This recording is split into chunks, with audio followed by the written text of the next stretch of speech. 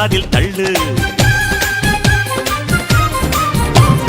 மேகம் மீதந்தாலும் காகம் பறந்தாலும் ஆகாயம்தான் அழுக்காக ஆகாதுன்னு சொல்லு. பூ பந்தை யாரும் நீரில் பத்தித்தான் வச்சாலும் வந்து வரும் தண்ணி மேலதான்.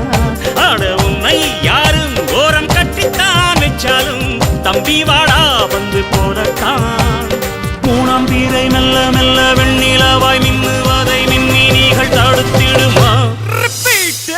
சக்தி எல்லாம் ஒன்று சேர்ந்தாரே சொர்க்கம்